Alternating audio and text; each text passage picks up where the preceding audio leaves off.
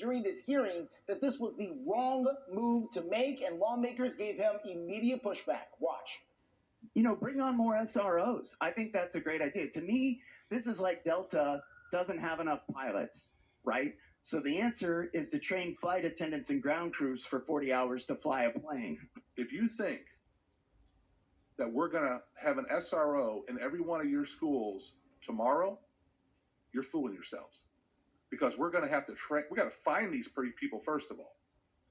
We got to train these people. We have to get them certified by the sheriff, get them trained to go into your schools, and then let them start patrolling to prevent this. Folks, that's 4 to 5 years away.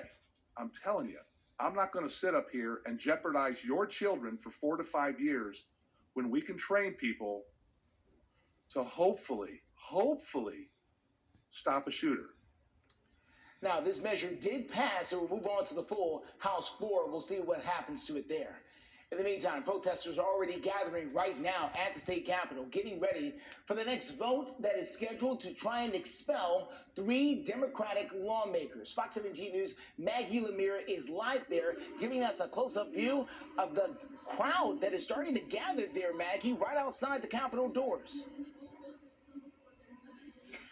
Justin, good morning to you. You're exactly seeing what I'm seeing too. Tons of people already gathering here. We drove here and it typically takes from where we were at about 15 minutes and it took well over 20 or 25 because it's just getting so busy in this area. People are gathering for what is to come a little bit later on. I know we've been discussing it here on Fox 17 News this morning, but I'm taking right now to take a look at what protest rallies we've already seen here at the Capitol so far. I was in this area just last week where Thursday people gathered calling for more gun reform.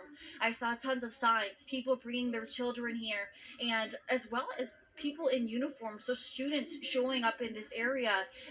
That in addition to what happened inside the Capitol, you're taking a look at that right now. People gathering in, they're calling on gun reform. Obviously, this is in response to the Covenant school shooting that happened 2 Mondays ago, took 6 lives, 3 children and 3 adults. I'm going to step out of the way here so you can get a closer look at what I'm seeing here this morning. I know, Justin, you mentioned you could see just from where we're at right now how many people have already begun to gather. You can see tents along that line.